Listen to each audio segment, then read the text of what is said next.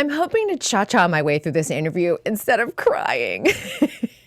Welcome to Popcorn Talk, featuring movie discussion, news, and interviews. Popcorn Talk. We talk movies. All right, you guys, welcome on into this special edition of To The Point with Kristyn, Burtt. And you guys, these eliminations on So You Think You Can Dance are kind of killing me. I was in studio last night and my stomach was nauseous. And we do have one of the eliminated contestants.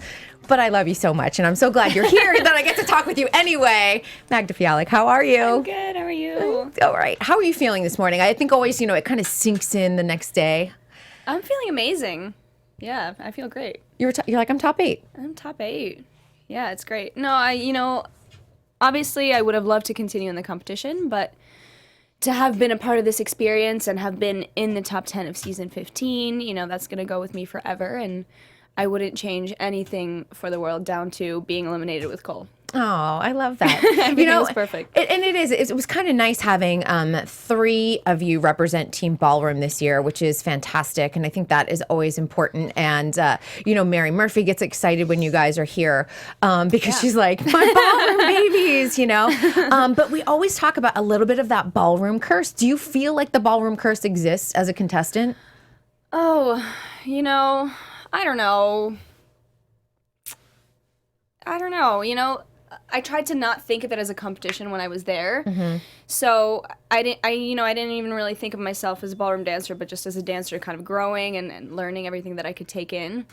So I don't know. I don't want to say yes, it exists because, Jensen's still on, so we'll see. That's right. Yeah, and we've had other contestants, make it to the finale and things like that. So it's one of those things, though, that I always feel like we talk about it every single season, or it's like, why can't we have 2 ballroom contestants sort of coexist? Because we can always have 2 contemporary dancers coexist or 2 hip-hop dancers. That's true. I mean, I think still the world of ballroom is less exposed as some other styles, so that could be, part of the ballroom curse. But, all in all, I think it's fair play. All right. That's good. I'm like, you guys have a better, more mature attitude about this than I do. I was laughing because Cole was even like, okay, well, here's how I like explain it. And I was like, well, I'm just mad. On the fan side, people, I think they get so invested in you guys as contestants. Yeah. And a lot of fans have known you from outside of So You Think You Can Dance. So I think that's where I even see it on my side on Twitter where they're like, why are they gone? I'm so mad. And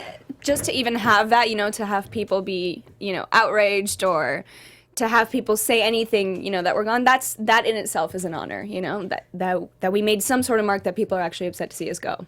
Now, why was it important for you to come back and audition for season 15? Because I know you made it to the Academy in season 14.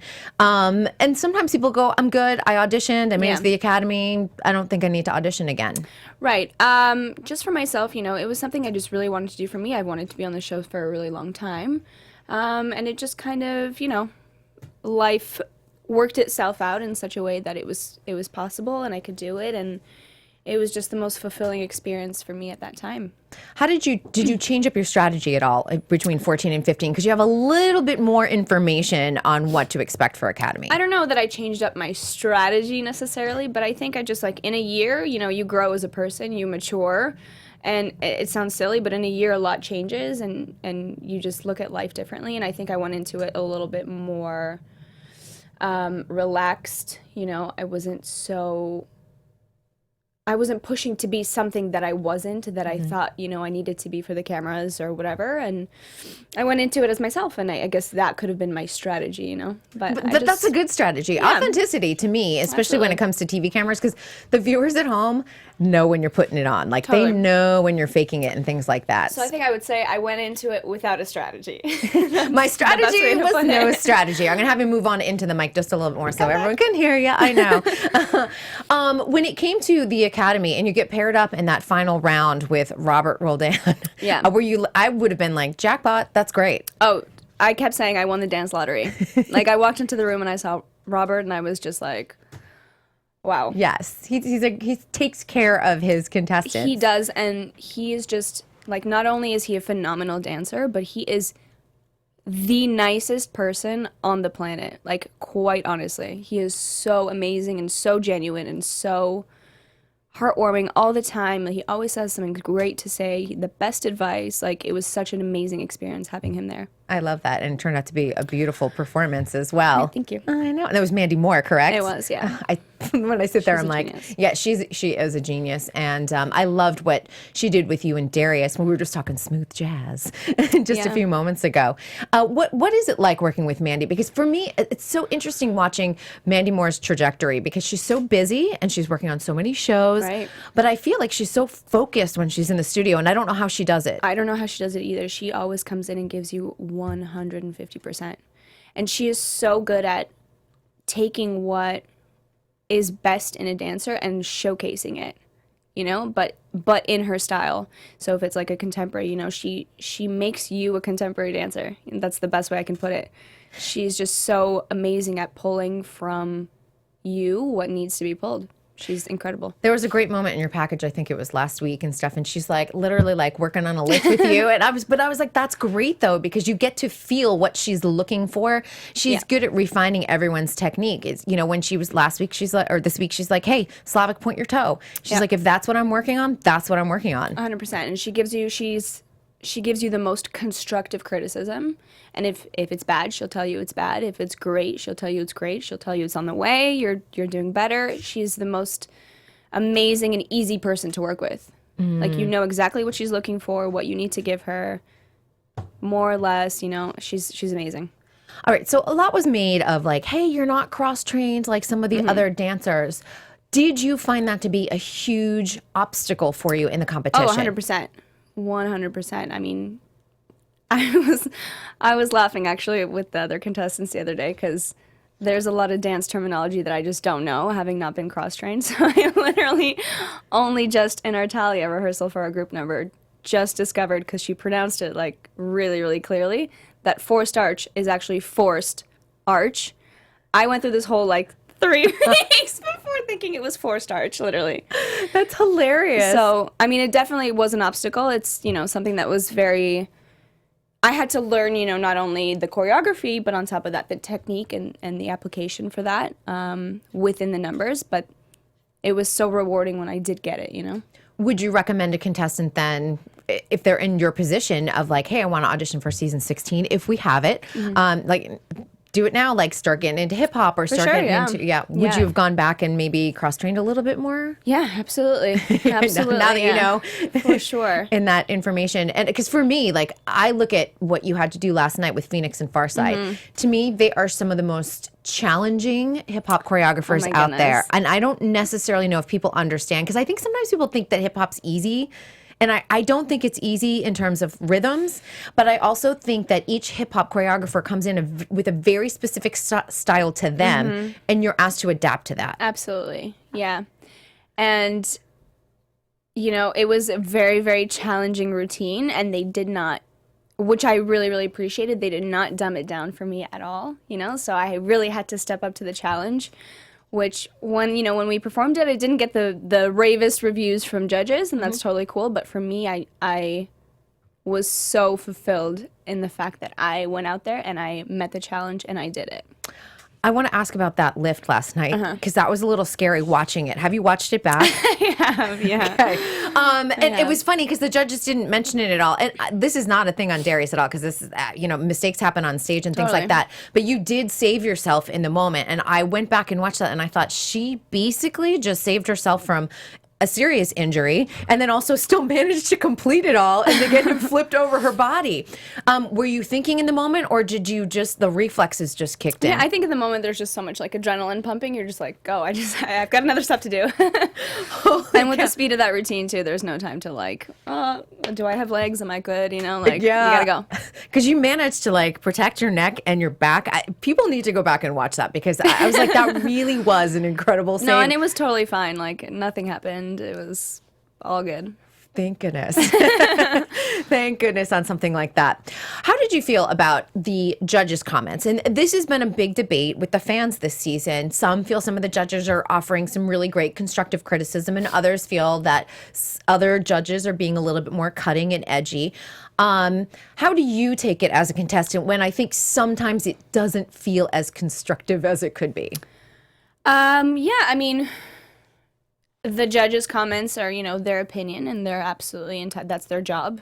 That's what they have to do, is comment on what they see in the moment. It definitely helps if you have some constructive criticism to take back with you into the following week. It's not always great to just get a comment that says like, hey, this was great or this was bad, it helps to know why it was great or why it was bad, But, at the end of the day, that's their job. That's what they're there to do. That's their opinion. And I definitely, take everything that they say in mind, and I take it back with me, and try to improve on what I can. How did you keep your mental state above here? When last week you knew that you're in the bottom, and I think sometimes that can get to you and you're like, okay, here we go. This is going to be a big fight this week. How did you keep yourself in a positive space? Yeah, I think the important thing is just to, kind of take, it sounds silly, but take the competition aspect out of it a little bit. You have to just focus on the task at hand, and the task at hand is your routine and nailing that, not thinking about like, I have to nail this routine because I was in the bottom and I have to be better, like you should be nailing, every routine for yourself anyway, and stepping up to the challenge. So that was kind of like my thought process this week. I had 2 routines that I had to get through, and I just focused on that, And didn't worry about anything else. Yeah, once you start worrying about like that, you start digging your own grave, Yeah, you're starting taking yourself out of the competition at that point. And you get into this like mental state where you're like panicking about everything, You guys had a lot too this week. It was 5 dances. How did you process when they're like, by the way, you're also going to do solos? Oh my goodness. Solos I think was like the most comforting part of the week for me. You're like, oh, I got this one. Don't worry about that. This I can do. So that was okay. As solos, I was okay with. We had been kind of like, the idea of doing solos had been, looming over us for a couple weeks already. So those solos were already prepared and kind of ready to go. So that was all right. Oh, that's good. It was the, 4 routines that we had to get that was the process. Yeah, Chris Scott was telling me that you guys just got all those like ropes or elastics or whatever they were on Saturday. I'm like, holy cow, that's not easy to all of a sudden have to add that into the whole process. Totally. And we have very limited rehearsal time. And we got them on Saturday when we started learning the routine, but they weren't even like ready when our rehearsal had started. So we were kind of like learning the ropes without the ropes for a bit. So you're like, I'm just doing this, but I don't know if that's it was kind of like, just imagine that you're there. Imagine me going under the rope. Totally. And not getting tangled at all. Totally. So it was like, we had to learn it and then kind of like relearn it with the ropes. It was a whole process, but all in all, Chris Scott is a genius.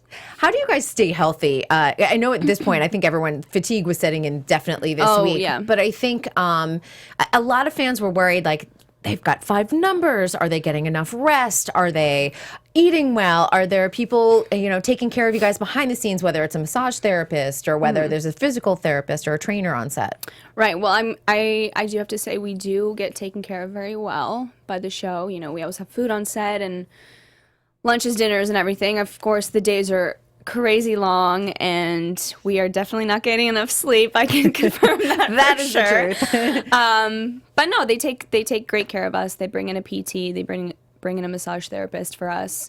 And of course, you can always be doing more, and we probably should have more PT and all that. But there's just no time for anything.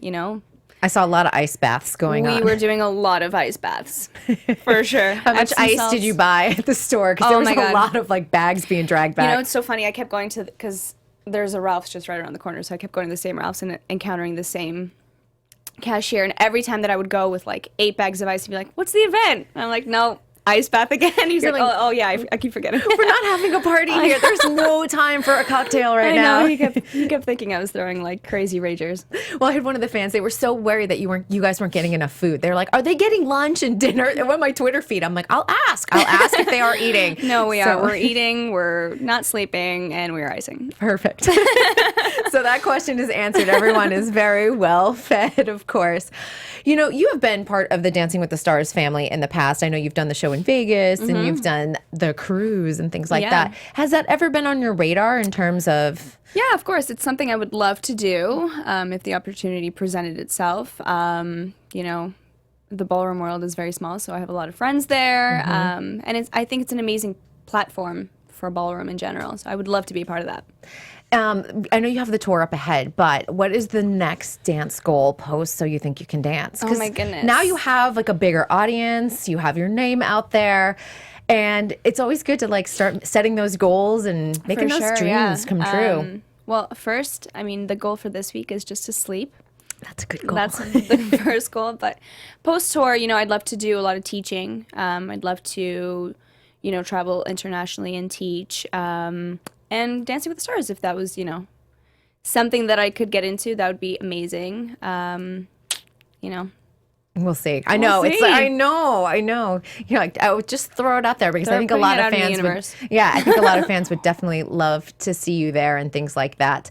I like to ask this because besides getting on the show as the highlights, and of course, perhaps getting voted off the show as the valley on the actual series, I'd love to know, like, what was your highlight outside of that, and what was your low point? Low point. Oh, let's go with highlight first. Okay. For me, you know, one of the highlights of the show is getting to work one-on-one with these like extraordinary minds. Just such phenomenal choreographers that I, especially as a ballroom dancer, would have never even imagined would be possible for me. That was amazing. And to, you know, come in my first week and have Travis Wall, like that was unreal. And seeing his process. I'm going to tell you, we are going to talk about that piece, and you need to remember that. It was like the most amazing process. It's going to be one of those that we remember. It's probably going to be on his Emmy reel next year. I'm so. just throwing it out there, but I hope you guys know that and always take that with you if you're like, thank you. Yeah. No, that was amazing. So that was an amazing part of the show. And honestly, meeting all these amazing dancers and just like creating this little family with everybody, that was incredible. Low point. I mean, I think my low point probably came like just short of like 2 days ago when I just like didn't have legs anymore to dance on. That's definitely a really frustrating aspect. You know, because you want to push yourself so hard and like mentally you're so there and you're so hungry for it, but like your body at some point just starts giving out and there's just nothing that you can do, you know? Yeah, and because you were talking last night, you're like, I'm a crier. I'm like, oh, I'm a crier too. Oh, yeah. And how often are the tears happening behind the scenes? Honestly, I really surprised myself that I didn't have like more meltdowns. That's good. Yeah, because like I said, I'm a crier. Yep. But no, I was just like so enthralled and so in the experience that I just didn't really have a chance to like sit down and feel sorry for myself, you know? Yeah. And I think you should also walk away really proud with that Jackie Royal piece. I don't really know why that was criticized on the choreographer side, but what you delivered, and I don't know if you felt like, I don't know if this is my last like dance on the stage or anything, you know, in a duet with Darius, but I just thought it was really, really beautiful. Thank you. I'm a huge fan of Jackie's choreography, and I feel like sometimes people don't get it. And I was like, she is exceptionally creative. She is, and it's outside the box, and I think people need to like look below the surface of what she's doing. And I guess they were just giving you ropes and elastics all week, huh? Ropes, Between elastics, bows. What other props did we have? I don't know. I was like, you had a really prop heavy week now that I'm thinking about it. They're like, we're going to tangle you up in as many ways as possible. Let's see. What's the one thing you're looking forward to on tour? Oh, on tour. Well, definitely getting back together with everybody. And just being able to perform for like so many people. And being on TV is great. I love a tour too because you actually get to interact with the audience. And that's actually one thing that I really loved about the show is like, it didn't feel like a live TV show, you know what I mean? It felt, because there's such a crowd inside the studio, it felt like a stage show, which I love. I love the intimacy of that. Mm-hmm. Because we have Cole right here, and you guys have known each other a while, I know, right? He's yawning during my interview. I know, he's so tired. So rude. He might take a nap during the next segment. It just might happen. But I'd love to know, what's one thing that we should know about Cole? While he's right here, that we don't already know. That you don't already know? Mm-hmm. I don't know. You're a crier too? Yeah, he's very sensitive. You didn't, he's really sensitive. Yeah, but like he's honestly the sweetest kid. How long have you? We rip on each other all the time. I'm gonna make him cry now. Watch. Or he's gonna nap. No, we rip on each other all the time, and we butt heads, and but he is the nicest person ever. That's good. And I'm so happy that we got to share this experience together. I know that is really special. And It was really cool. It is, and I think people don't realize it's nice to have those connections before, and sometimes it's nice to have a familiar face when you're having that really rough day. Totally. You can look at someone and be like, I know you get this. Yeah. You get what I'm going through in this moment. Totally. One final thought.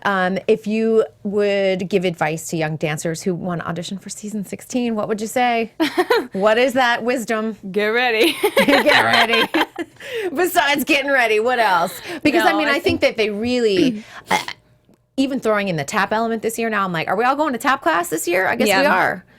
I think my number one advice would be, it's so easy to get lost in the competition aspect of the show and kind of it almost sometimes feels like a popularity contest, but I think the most important thing is to not compare yourself to anybody else on the show because, there's a reason that you're on and there's a reason that you're there and there's a reason that you're, you bring something unique to your dancing. So I think the most important thing is through the audition process and, if you happen to make it onto the show, don't compare yourself to anybody else. Stay in your lane, be who you are. Oh, I love that. Well, thank you so much for stopping by to the point. I know. It's I love having everyone here, but I don't love the reason why you're here. Do you know what I mean? It's kind of a weird conflict. Listen, if this is what you get after leaving the show, it's not so bad. Thank you so much. I appreciate that. But understand, I am in the studio with you guys sick. Micah will tell you. He's I sit there and I'm I can't handle this elimination. I'm not built for this. So I am there with all of you. All right, you guys. Magda, thank you so much. Where can people find you, by the way? Social media? Oh, yeah. Magda Fialek. Just easy.